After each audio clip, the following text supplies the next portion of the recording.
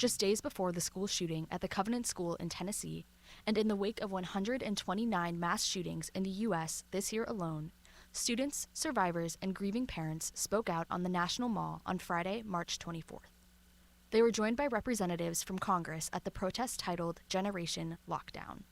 On December 14th, 2012, I was 6 days away from turning 11 years old, and I was forced to confront the reality that I might die in my first period classroom. Student advocate and longtime resident of Newtown, Connecticut, Jackson Mittleman spoke out against preventable gun violence in the U.S., as he has since he was 11, this time calling for Bill S-25, an assault weapons ban. While many people try to distract and say that, the main issue is mental health, or the main issue is background checks, or the main issue is red flag laws, which are all important, the only bill that's in Congress right now that could have prevented Sandy Hook, Parkland, Uvalde, Las Vegas from happening is the assault weapons ban. Alongside Jackson, parents who lost their children to gun violence spoke out at the protest. Brett Cross's son Josiah was murdered 10 months ago at Robb Elementary School in Uvalde, Texas. Unfortunately, this is something that is all too common and is uniquely American at this point. There's never really any visuals, so I want to show Congress this.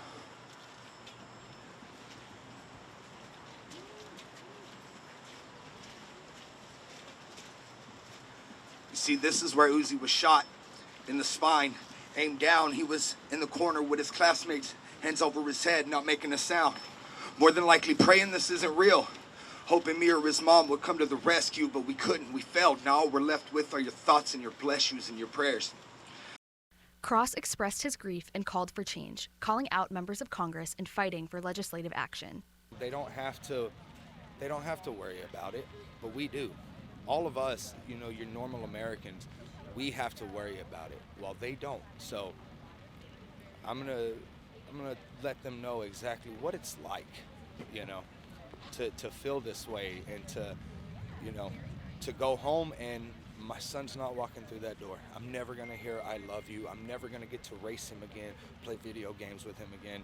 He's never gonna get his first date. He's never gonna get to drive a car. He is 10 years old forever. Cross spoke to who his son, Josiah, was. He was just a ray of light, just so happy all the time.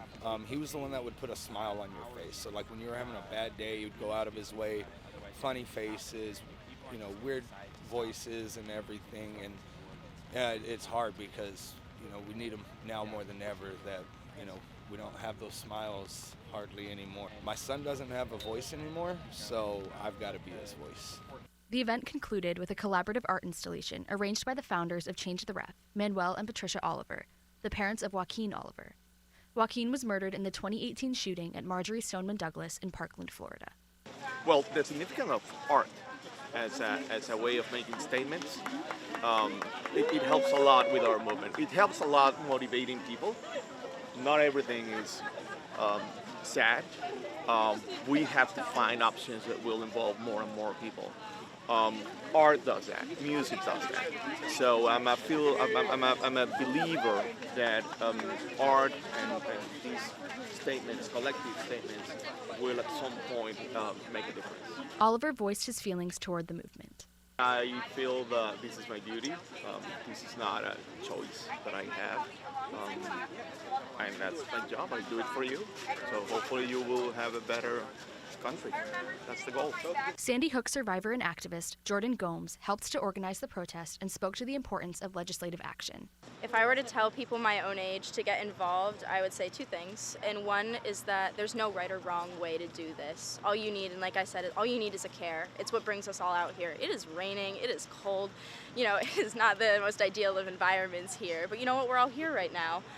And that's the biggest thing that I can tell you to maintain is this empathy, this idea that we can make change. And to not only that, but to hit the ground running in any way you can. Call your legislators, vote. If you want to get even more involved, start volunteering for campaigns, whether it's congressional campaigns or grassroots campaigns. Research these politicians and hold them accountable. That's the biggest thing we can do. It's why we're calling for a vote on the assault weapons ban, because we want to know, as the youth of America, who's making our safety a priority. We want to know who's voting no and who's voting yes. We want to know who's pro-weapons of war and who's pro-safety of American children. Resources for those affected can be found online at Everytown Survivor Network. From Washington, D.C., for WEBN, I'm Payton Cavanaugh.